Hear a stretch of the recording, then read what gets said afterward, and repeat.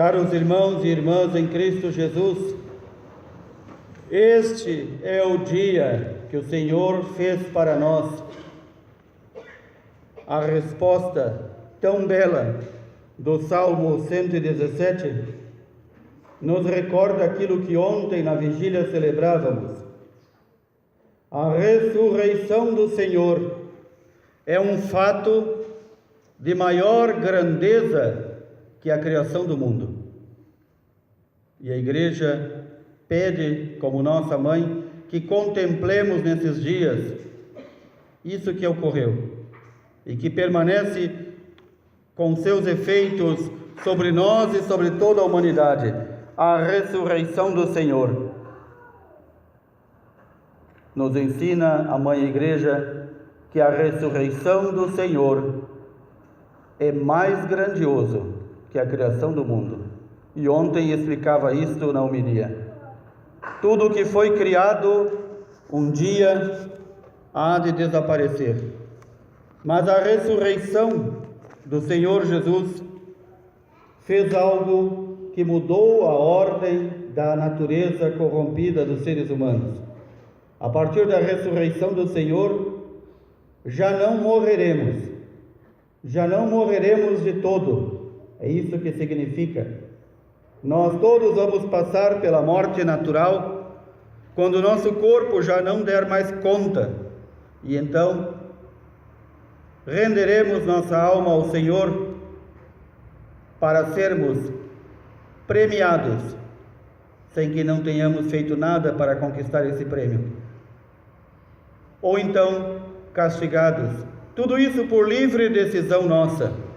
Nós decidimos, caríssimos irmãos e irmãs, se queremos viver eternamente com Deus, ou queremos continuar a vida que já levamos aqui muitas vezes afastados de Deus, porém afastados eternamente. É neste dia em que o Senhor ressuscitou, que Ele desceu, como dizemos no credo, à mansão dos mortos, aos infernos, para resgatar a alma daqueles justos, que embora justos e santos, não podiam entrar no céu. O Senhor quebra os grilhões da morte, quebra as portas do inferno e carrega consigo todos aqueles santos e santas que por o céu estar fechado não podiam entrar no céu. É o Senhor Jesus que restaura a nossa vida, dando uma vida nova e nos leva a viver com Ele ao fim de nossa vida aqui na terra. Por isso é que nós repetimos tantas vezes: este é o dia que o Senhor fez para nós. Alegremo-nos e nele, no Senhor, exultemos.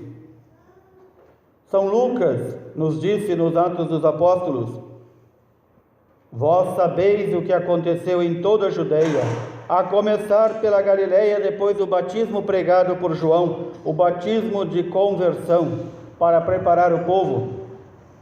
Este Jesus de Nazaré foi ungido por Deus, e por isso se chama Cristo, que significa ungido. Este ungido por Deus não fez outra coisa em sua vida terrena, a não ser o bem, por onde passou, curando os enfermos, libertando os possessos do demônio, anunciando que o reino já estava entre eles.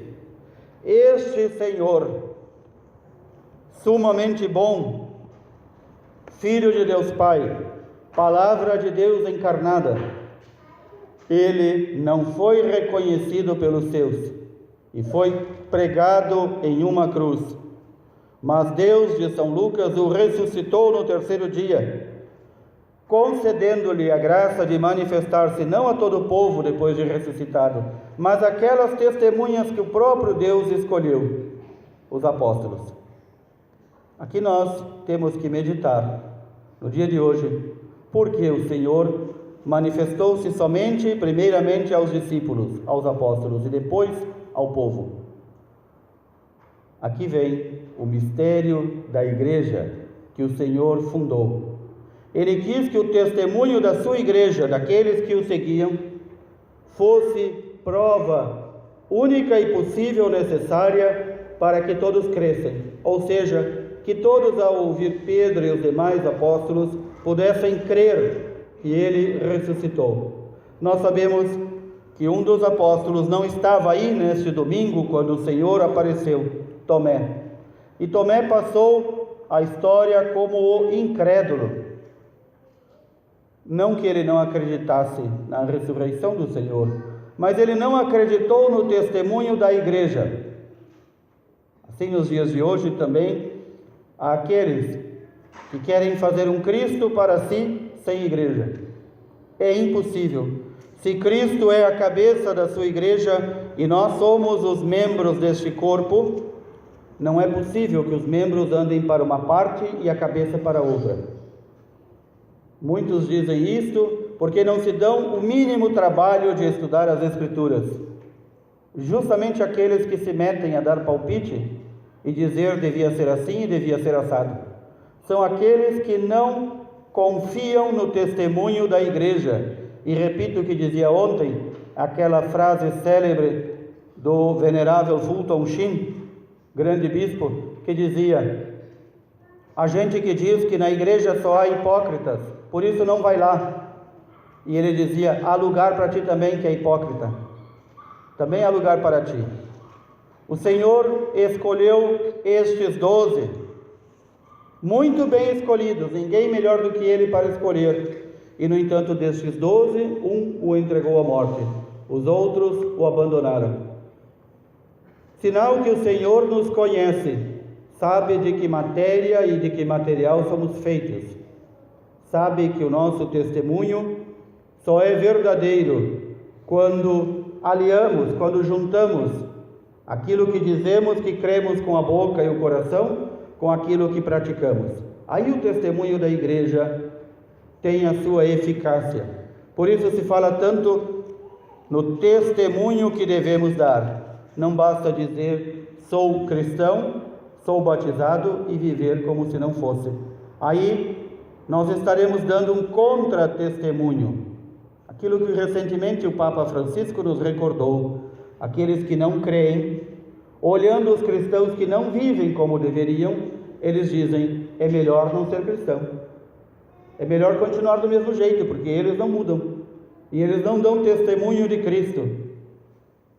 Aqui São Paulo nos recorda de forma muito clara aquilo que um cristão deve buscar para ser um cristão. Esforçai-vos para alcançar as coisas do alto. Onde estão as coisas do alto? No céu, junto a Deus. É lá que devemos buscar aquilo que necessitamos aqui na terra e para dar o nosso testemunho àqueles que não creem. Mas um cristão que vive preocupado com as coisas da terra, o que comer, o que beber, o que vestir, a comodidade do seu corpinho que uma hora vai para o túmulo e ele parece não se dar conta. Este corpo que nos serve, que pode ser bonito ou feio aos olhos dos outros, ele todo vai apodrecer e será pasto dos vermes. E a gente preocupada no domingo de Páscoa em correr para comprar a carne para o churrasco, para comprar a cerveja, o álcool, para se embebedar e esquecer-se de tudo, para viver entorpecido. E a vida desse tipo de gente, que embora tenha sido batizado, não vive como cristão, é buscar as coisas da terra, apenas da terra, porque acham que vão viver aqui para sempre. Infelizmente, esse tipo de gente, que é a maioria, na última hora, talvez recobre a consciência e, pela graça de Deus, recebe a inspiração de conversão, aquilo que não fez durante toda a vida. E aí, caríssimos irmãos e irmãs, vejamos como Cristo é bondoso e misericordioso. Até a estes Ele perdoa, até a estes Ele acolhe, até a estes que se arrependeram, Ele dá mais uma chance. Não nos coloquemos entre estes que aspiram as coisas da terra, aspirai as coisas do alto. Os dons do Espírito Santo deveriam ser motivo de busca e caça, essa é a palavra, como quem caça frenética de todos os cristãos. Já tenho a humildade, já tenho a paciência, já tenho a mansidão, já tenho a tolerância, já tenho em minha vida os dons do Espírito Santo. O que me falta?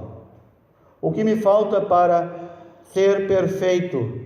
Porque é ordem do Senhor que sejamos perfeitos como o Pai do céu é perfeito, para podermos entrar na vida eterna. São Paulo nos recorda, nós morremos, todos nós morremos. Morremos quando fomos batizados. E se nós não nos recordamos do nosso batismo, confirmemos hoje, novamente no credo, ao recitarmos o credo, que nós cremos e nós queremos mudar de vida, e que nós, no batismo, fomos sepultados com Cristo. Muitas vezes ouvimos São Paulo nos dizer isso: pelo batismo vós todos morrestes com Cristo e foram sepultados com Ele. Por quê? Porque a palavra batismo, em grego, que é a língua original do Novo Testamento, significa isso também: enterrar, sepultar. Quem é batizado é enterrado e sepultado com Cristo. Para quê?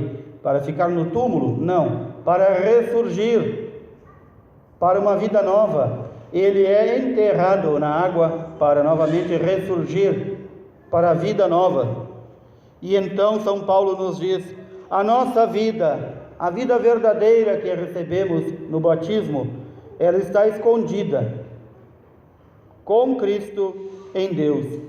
E quando Cristo voltar em seu triunfo para julgar os vivos e os mortos, Ele vai reconhecer aqueles que foram batizados, com o sinal da sua cruz que foi traçada sobre nós, com os santos olhos nos quais fomos consagrados para pertencer ao seu povo, e Ele vai nos reconhecer. E queira Deus que nos encontre no seu povo, não afastados da sua igreja.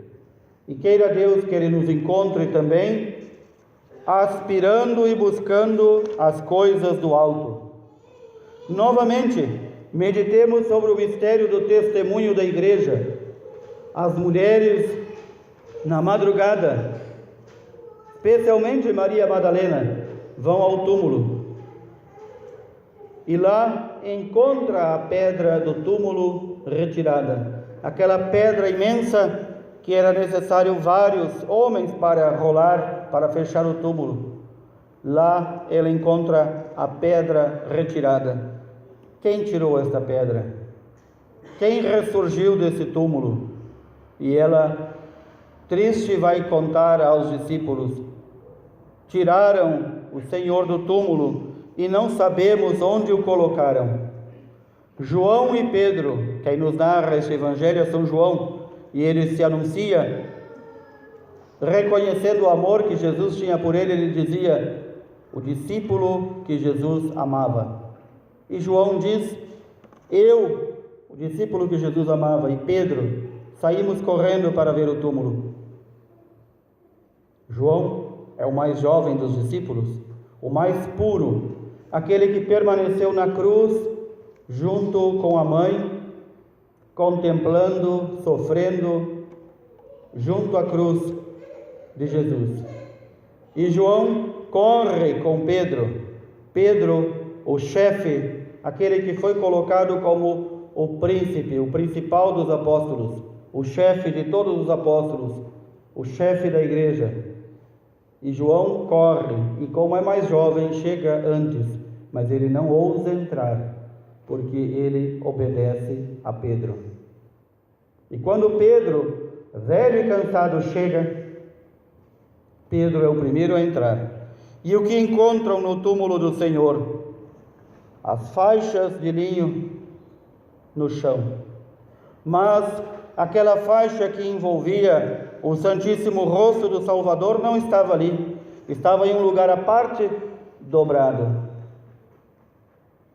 Os exegetas, os doutores em teologia bíblica, nos explicam o que é isso.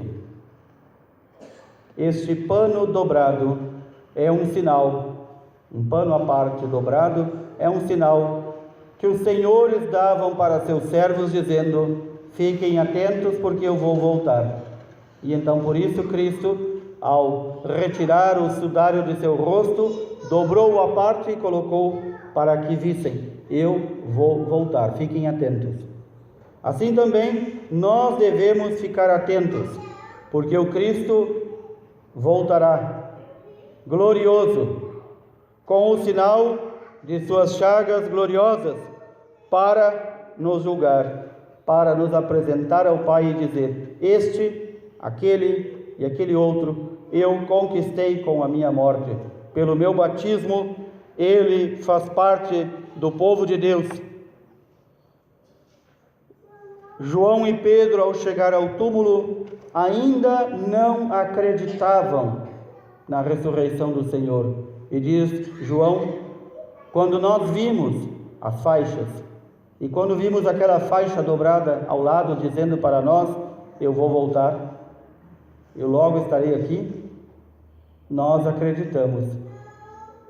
A graça de Deus foi infundida no coração deles, e eles passaram a compreender a Sagrada Escritura, que toda ela falava do Senhor que veio passar a sua vida fazendo bem, do Senhor que seria crucificado, do Senhor que carregaria como homem das dores, todas as dores da humanidade em seu corpo, do Senhor que nos libertaria do pecado e da morte eterna, e do Senhor que 3 dias depois seria ressuscitado do túmulo para nos dar a vida nova. Tudo isso eles passaram a compreender naquele instante. É de nós imaginarmos como homens que conheciam a palavra de Deus também ainda não haviam compreendido. Homens que viveram pelo menos 3 anos andando com o Senhor para cima e para baixo em seu ministério, ainda não haviam compreendido. Não é então estranho que nós, que ouvimos tantas vezes a palavra de Deus, que lemos a palavra de Deus e a meditamos, também não compreendamos. Por quê? Porque a fé é dom de Deus. A fé é um dom que Deus dá àqueles que espera que retribuam com frutos desta fé que receberam. É isto que o Senhor propõe quando nós recebemos o dom da fé, o dom de crer. Felizes serão aqueles que acreditarão sem terem visto. É isso que a palavra de Deus nos diz. Felizes. A palavra felizes significa bem-aventurados, ou seja, aqueles que já creem sem ter visto, já usufruem de uma certa beatitude, como os santos do céu. Porque os santos do céu não esperam mais nada, eles já têm a presença do Senhor. Eles não precisam mais crer em nada e esperar e confiar, porque já estão na presença do Senhor. Portanto, todo aquele que já crê sem ter visto, já está de certa forma a caminho da beatitude. No entanto, isso não nos exime da obrigação de rendermos frutos da fé que recebemos. E é isso que queremos pedir ao Senhor, que nos converta, que nos dê o dom da conversão, a graça da conversão. Todos os dias é necessário retomar esta caminhada, para que nós possamos render ao Senhor os frutos da fé que recebemos. E é isso que novamente quero dizer. Peçamos ao Senhor com insistência, pela sua paixão, pela sua Páscoa e ressurreição. Infunda em toda a sua igreja a graça de frutificar. Que não sejamos uma igreja estéril, que não sejamos uma igreja membros de um corpo cuja cabeça é Cristo e os membros querem andar para o outro lado. Que sigamos o bom pastor que conquistou as nossas almas para o Pai. Louvado seja nosso Senhor Jesus Cristo.